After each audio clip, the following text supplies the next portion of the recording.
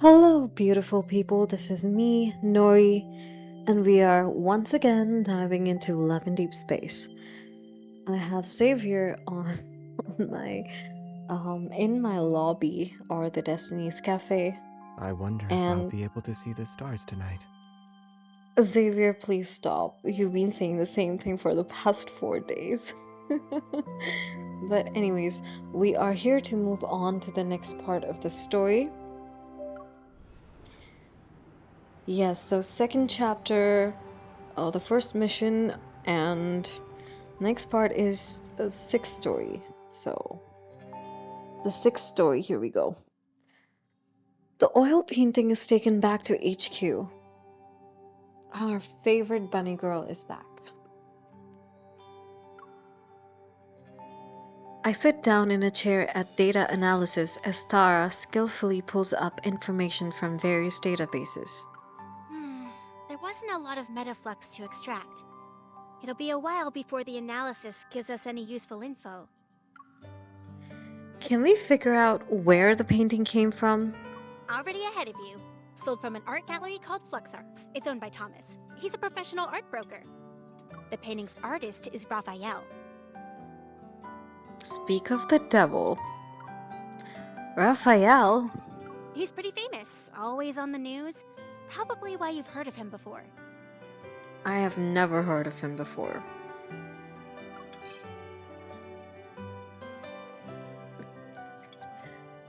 Beep! The transmission is complete. Tara synchronized data appears on my hunter's watch. Raphael, 24 years old, an artist who returned to the country at the start of this year. He's a once-in-a-century genius. Records show Raphael came back from a trip not too long ago. He's an odd one. No one knows his background or his hometown. He barely interacts with other artists. Industry insiders say Raphael locks himself in his studio for half the year, then spends the rest of his time traveling the world for inspiration. As for his paintings, Yeah, that sounds like a typical artist. I'm not surprised. just last month, his art broke the record for highest selling price at Lizio auctions. So he's also a rich dude. Got it. An artist of this caliber, meeting him in person might be challenging.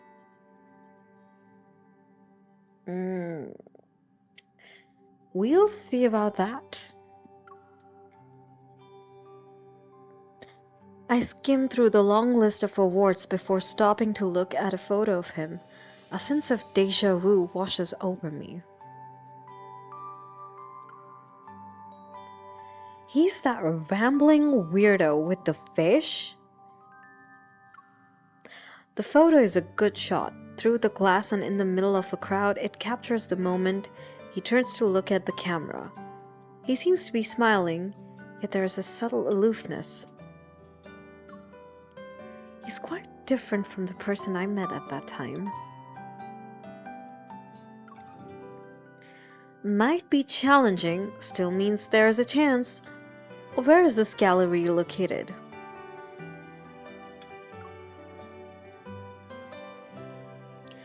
The next morning, the Hunters Association arranges a meeting with Thomas.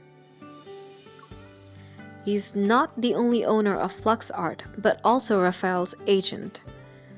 Aside from the running gallery, he handles all external affairs for this artist. Since Raphael refuses visitors, Thomas is the only ticket to meeting the man himself.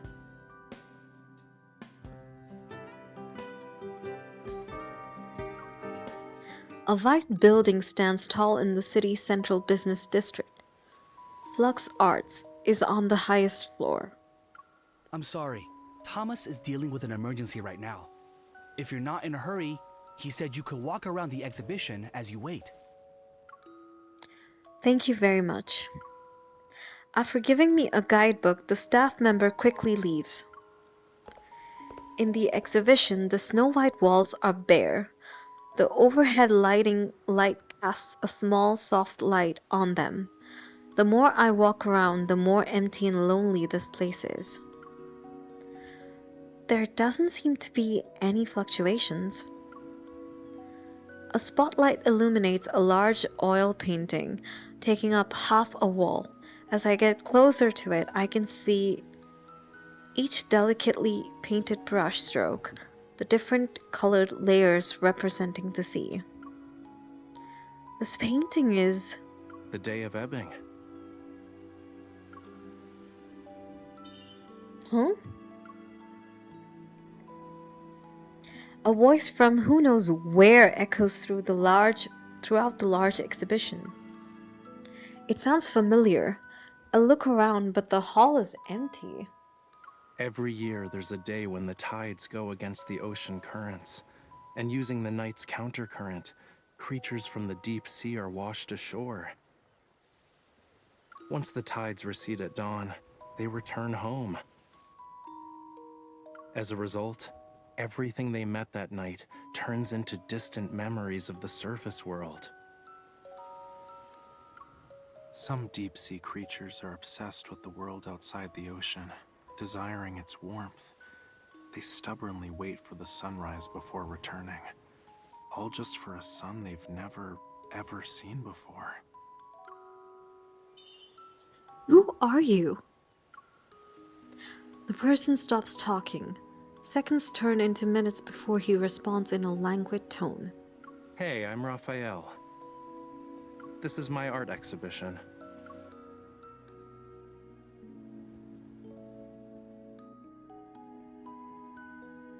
Okay, but where are you? Right, let's move on to the next part of the story.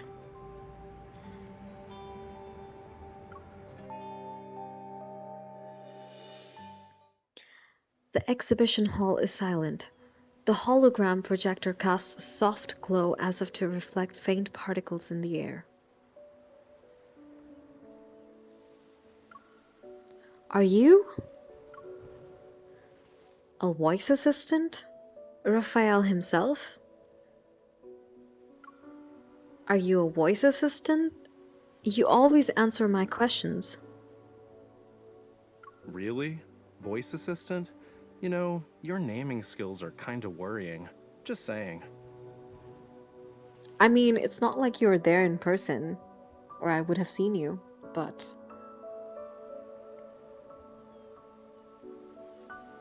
I'm the embodiment of his inspiration and thoughts, more or less. So, voice assistant. A personalized voice assistant. An AI, to say so the least. His voice is cold yet laced with a hint of nonchalance. Ah, it's an AI. See? Told you, it's an AI. Will you answer any questions I ask about the paintings? Yeah, sure. If I know the answer, that is. Well, I'd appreciate it if you could show me around.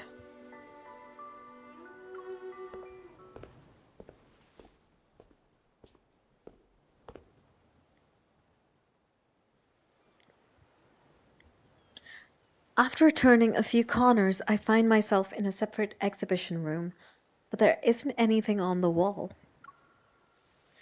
According to the guidebook, the painting that's supposed to be there is the one Raymond purchased. The painting can't be properly displayed at the moment, so we're just gonna use some fancy hologram tech. A beam of light shines from above onto the wall. Colors chaotically mixed together on this makeshift canvas. Waves with white sea foam appear, the azure ocean rippling out and revealing a gradient of colors from the water's surface to its depths.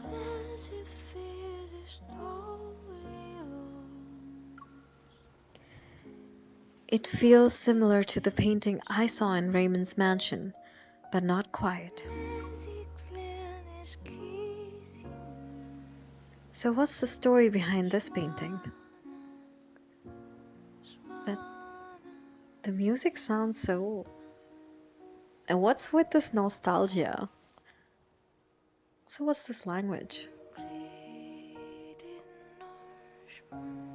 Is it French? Is it Latin? What is it? I will have to go on YouTube and check that out later. A dream. A dream?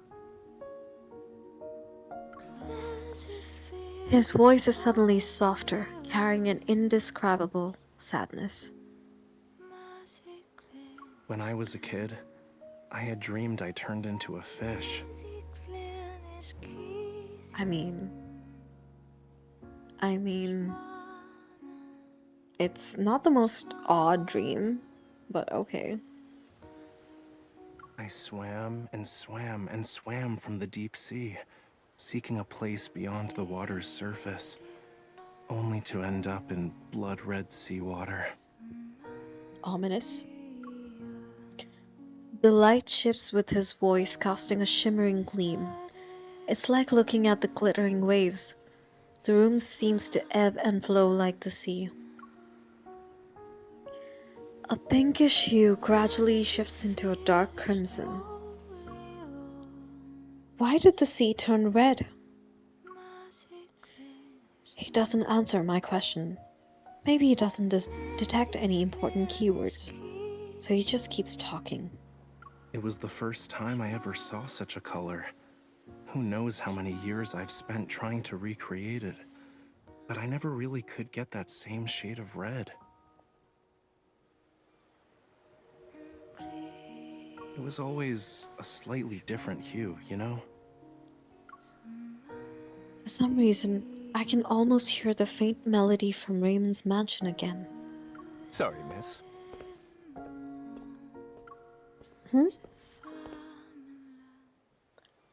Hello, sir. Why is everybody hot? Why is everybody hot? This guy, this Thomas guy, why does he look cocky? Isn't there one cocky guy enough? You have two cocky guys. If you have Raphael being a cocky guy, which I believe he is, from where we met the first time with the fish and everything, and then you have this guy, look at his face and tell me that he isn't sassy. He is. But anyways, moving on.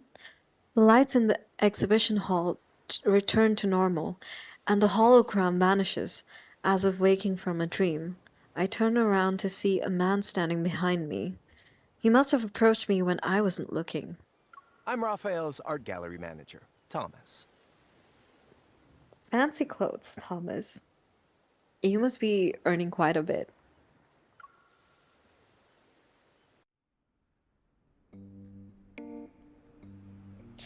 Thomas leans back in his uniquely designed chair, crossing his legs. His leather dress shoes shine. He motions for me to sit down across from him. Yeah, look at his fancy schmancy clothes. I fill him in on what transpired at Raymond's mansion. I even mention the wanderer being possibly connected to the painting.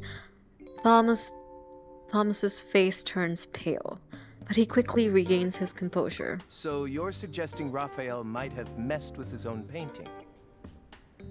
I mean, it's possible, right? It doesn't matter if he's responsible or not, since the wanderer could have been in the art studio. His studio, Raphael himself, and even your gallery might be in danger.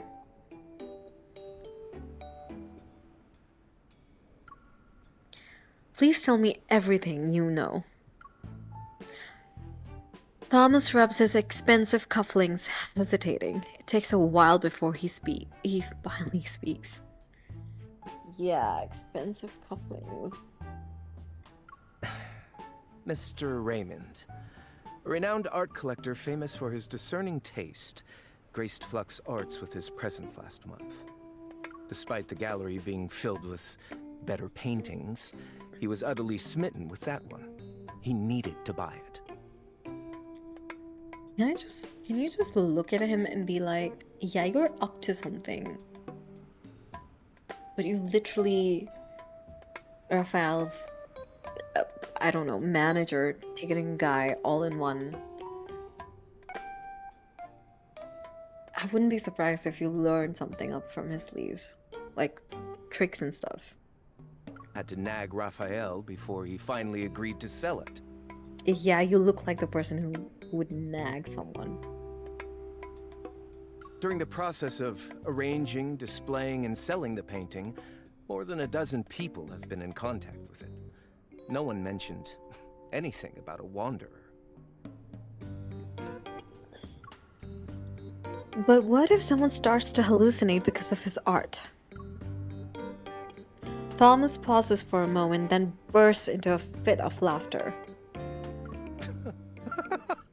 What a nice compliment. Making people literally go crazy over artwork isn't something many artists can pull off these days. Are you saying he's trying to cause drama to increase the value of his work? Thomas clears his throat and rubs his nose. I wish. If Raphael cared about that stuff, my job would be a piece of cake. Wait until you meet him. You'll see what I mean. So, you nag him and then he nags someone else. Us, I believe, then. Ugh, if his manager is this way, what do we say about him? But we'll move on and see. He did mention something a while back, said he often heard strange noises in the studio late at night. I thought he was trying to trick me. Mm-hmm. Mondays, Wednesdays, Fridays, he's sick. Tuesdays, Thursdays, Saturdays, a wanderer showed up. Monday, Tuesday, Wednesday, Thursday, Friday, 7 days a week. I swear, if I was in the game, I would start playing that song. I'd be like, Monday, Tuesday, Thursday, Friday, Sunday, 7 days a week. Could you do me a favor and check if there's actually a wanderer at his studio? I would love to see the tomfoolery he plans to do next. Tomfoolery? Sure. A thread of light quivers in the air. The sudden fluctuation draws my attention to a display case by the wall. What are those over there? He looks over his shoulder. Oh, coral stones. Raphael uses them for his paint. Are you interested in them? Walking up to the display case, I see the stones are a vibrant red, almost like blood. I pick up one. I pick one up. This is the source. Can I take it with me when I see Rafayel? Sure. Sure, just like that. You're just gonna give something that belongs to your studio just like that. Cool, like, fine. Free gift. Possibly one with weird danger energy. Just hand it over. Take.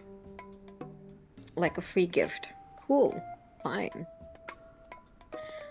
Thomas walks over to the French window.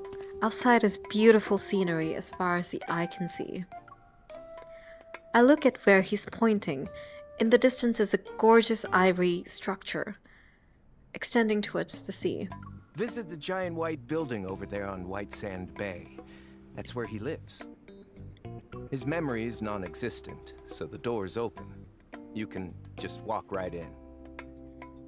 He has a non-existent memory? Like, he's a goldfish then, with very poor memory. Fine. Love a man with a goldfish memory. It's bad enough. Let's make it worse. Could you tell him to hurry up on that painting he's working on? I already sold it to someone. Sure, like, fine. I'll do that. I guess then it becomes my job to nag him.